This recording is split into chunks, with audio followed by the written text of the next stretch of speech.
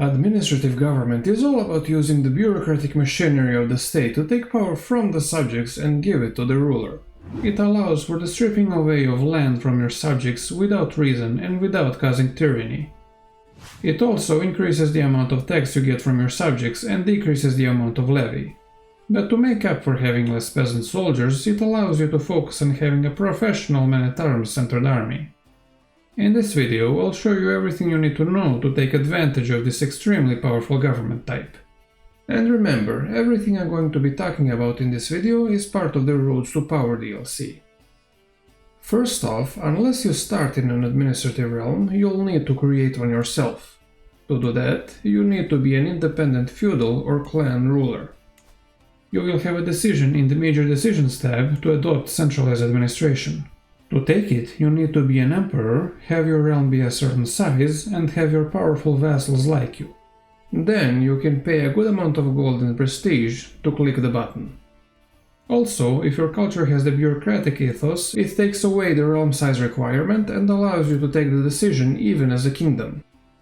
If, however, you want to rise through the ranks of an established administrative empire, you might be starting as a count. And as the lowest playable rank in a government type, based on empowering the top liege at the expense of his subjects, you don't have a lot of options. First of all, no administrative subjects can declare war on other subjects, so slowly conquering the empire from the inside is out of the question. Administrative subjects are supposed to gain territory through special schemes, but at count level you don't even have access to those. You don't even have access to estates, and if you lose all your land, you will be kicked out of the empire, unlike dukes and above. The only way you can rise is to be elected governor of an existing title, probably duke level. How do you do that?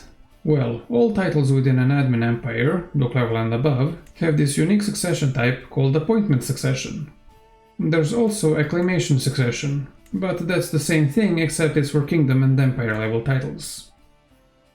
How it works is that all eligible characters can invest influence into their preferred candidate for a particular title to increase their score. The person with the highest score is the heir to the title in question. What this means in particular is that if you're actively trying to get elected, you'll be investing your influence into yourself until you out-invest everyone else. There is a maximum amount you can invest into yourself or any other single character.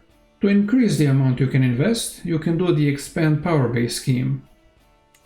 Though this is another thing that you can't do as a count, only at duke level and above. You can also ask other characters to invest their influence into supporting your candidate. So then, what is influence and how do you get it? I guess it's a representation of your clout within your political circles.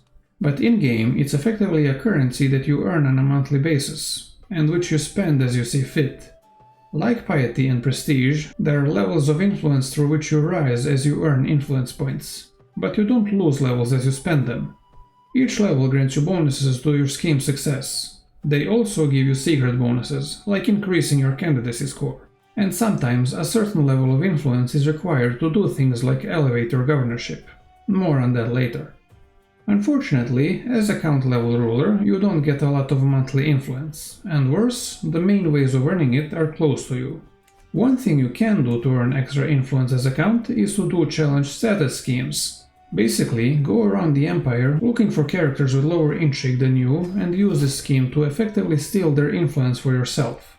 And another thing that you aren't excluded from as a count in an administrative empire is that all administrative characters can hold cities. So probably the first thing you should do is fill up your personal domain with them. But you do need to go up to a duchy level. As I said, you need to get yourself appointed. In addition to spending influence, you can do promote schemes on your candidate, probably yourself, and slander schemes on your rival candidates.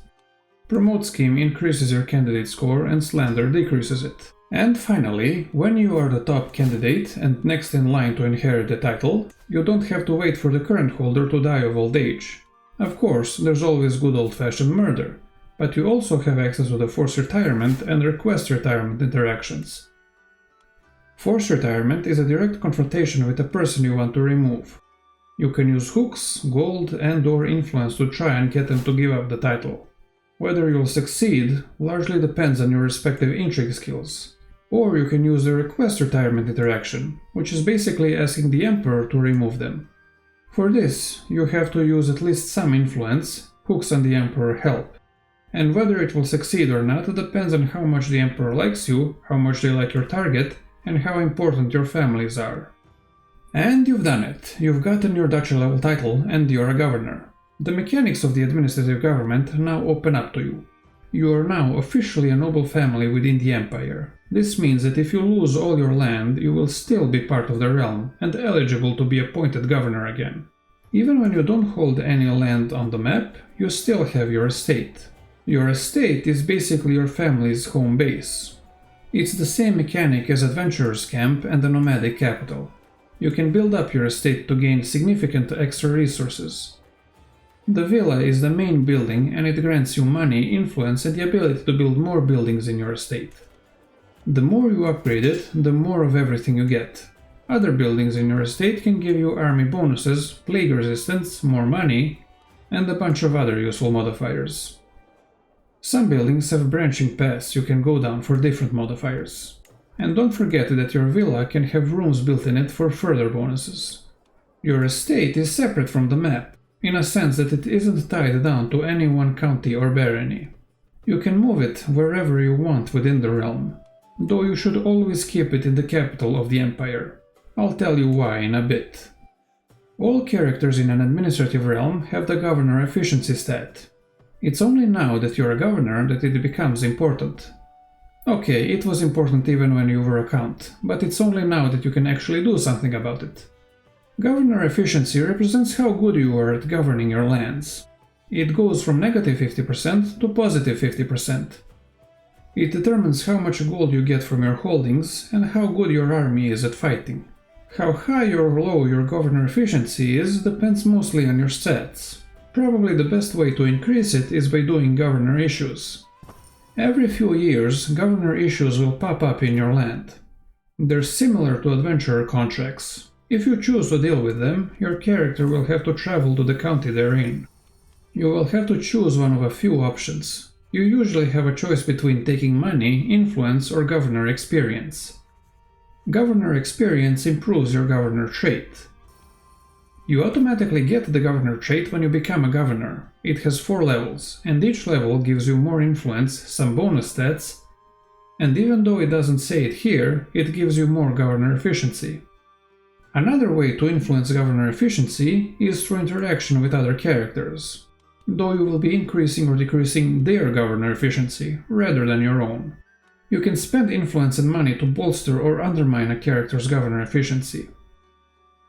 The only way to use these interactions to improve your own governor efficiency is to have friends throughout the Empire and hope they spend their resources to help you out. All characters in an administrative realm have the governor efficiency stat. As a governor, you also get access to new schemes. The most straightforward one is probably the boundary dispute. It allows you to take a single county from a neighboring governor. Another scheme you could do is the raid estate scheme. If you succeed, you get some money and your target may lose an estate building or a family member. If you get caught, it's a crime your emperor can punish you for, unless you asked for permission first. Yes, if the emperor likes you enough, he may give you permission to raid a particular family's estate. In all other government types, you need a reason to revoke subjects' lands without gaining tyranny. But in administrative, you can take your count's lands at just the cost of influence. But remember, this goes all the way to the top. The emperor can do the same to his subjects. This will be great when you're the emperor. Now, it's something to worry about. With all the new mechanics you get to play with as governor, you also get new decisions under the administrative tab. The most important one is probably the confirm governorship one, and you should do it whenever you can. It requires you to travel to the capital where the emperor decides whether he'll see you or not. Since you both get bonuses if he does, he'll probably see you. This gives you some influence, prestige, and renown. And speaking of the emperor, you can also directly interact with him to ask for a council position. In addition to everything you get for being a counselor on your liege's council, you also get more monthly influence. It does cost you a good amount of influence up front, but it's almost certainly worth it for all the bonuses, and if the Emperor likes you enough, he'll accept. I don't wanna get too into the men-at-arms mechanics for administrative realms just yet. The most interesting stuff about them is only available to the top liege, but I'll briefly go over what's relevant to governors. As an administrative character, you do get less levy, and on top of that, all your personal men-at-arms regiments' max size is reduced by 2. But you can create men-at-arms for the title you currently hold. For example, if you hold the Duchy of Athens, you can create up to 3 men-at-arms regiments that are tied to that title. If you control 2 duchy titles, you can create up to 3 men-at-arms regiments for each title. The danger is that if you lose a title, you also lose the men-at-arms tied to it, and whoever ends up with the title will get those men-at-arms. Okay, that's what being a noble family gets you, but how do you move beyond being just another noble family? Let's talk about family ranking. In the administrative government menu here, you have this Noble Families tab. It shows you all the noble families in the realm ranked by their family score. The top 5 families that have a score of at least 40 are powerful families. You want to be one of them. So how do you increase your family score? Well, you can get an easy 10 points by having your estate be in the empire's capital. The higher your level of influence, the more score you get. You also want to have a bunch of family members and to have as many of them as possible be governors. There's also a perk that grants family score, and I'm sure there are a bunch more ways to get it. When you become a powerful family, more options open up to you. First off, in your dynasty window, you can choose a family attribute. This gives you one of many small bonuses to your dynasty, as well as to your emperor. Second, you gain access to the subsumed governorship scheme. It's like a boundary dispute, except you get a whole duchy, including the duchy title. Since you can't create or conquer titles in an administrative realm, this is extremely important. Now, depending on the realm's border policy, you might have had this scheme available before, or you still might not get it.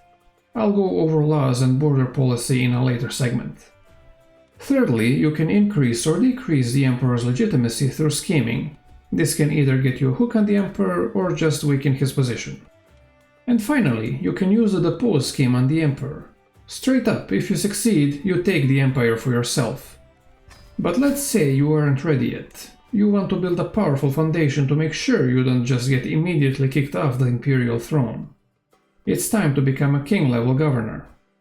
If the kingdom title already exists, and it's held either by the emperor or another governor, you can get yourself appointed the same way you do with a duchy-level title. Note that you can't get yourself appointed to a second duchy. Administrative characters can't get appointed to the same level of title as their top title, but you can get yourself appointed to a title above your top title. But what can you do if the kingdom title doesn't already exist? As mentioned, you can't just create it. At least not by normal means.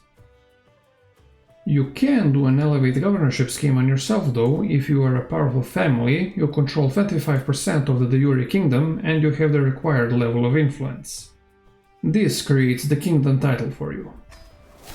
Now, to be honest, being a king-level governor in an administrative empire doesn't give you that much over just being a duke-level governor. It's certainly not as much of a difference as between being a noble family and becoming a powerful family. Unlike in feudal or clan governments, you don't get a royal court in an administrative realm, unless you're independent. And kingdom titles can't even have their own men-at-arms regiments like duchy and empire titles can. But it does allow you to control a larger area with governors under you, so you should at least have a higher income. And there is another reason why being able to control more land is important. You see, if you control at least 25% of the total area of the empire, and you're a powerful family, you become a dominant family. Dominant families get a bonus to their political schemes, and they don't give their family attribute bonus to the emperor. But enough of this powerful/dominant family business. Through scheming and/or legitimate acclamation, you have become emperor.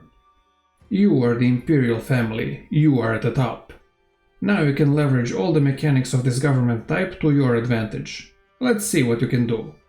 As the Imperial Family, you are technically considered a powerful family, though the only relevant mechanic to you is the family attribute. Everything else is either for scheming against the emperor, who is now you, or for scheming against their fellow governors. You don't need to scheme against your subjects if you want to destroy them. No, they're at your mercy. You probably have a pretty good amount of influence at this point, and you can just revoke their titles. They can refuse, and if they do, you could have a larger rebellion on your hands. But as long as they like you enough, or are terrified enough, they won't refuse. Administrative realms have a state faith. You can see it in the administrative government menu. The most important thing about the state faith is that every governor that doesn't follow it can just take the decision to convert to it. Not only does it not cost them anything, but it gives influence, piety, and opinion with their fellow governors and the emperor. As for the administrative government menu, we've already gone over the noble families tab. Now there's also the themes tab, or the provinces tab if we weren't in the Byzantine Empire. Here you can see a breakdown of all the provinces in your realm, who the governor is, what their governor efficiency is, and which province administration they have. To be honest, I never used this tab in my life. But I didn't talk about province administration yet. So let's do that. As emperor, you can change a governor's province administration as you want. And if you're a governor, you can ask the emperor to change it for you. There are 6 different types of province administration. These top 3 are pretty basic. Military administration gives army bonuses to the governor at the expense of development growth. Civilian administration gives bonuses to building and development growth at the expense of the governor's men-at-arms size. And balance just gives them an extra 20% governor trait experience. The bottom 3 are more interesting. There's Imperial administration. You can only have one province with this administration in the empire.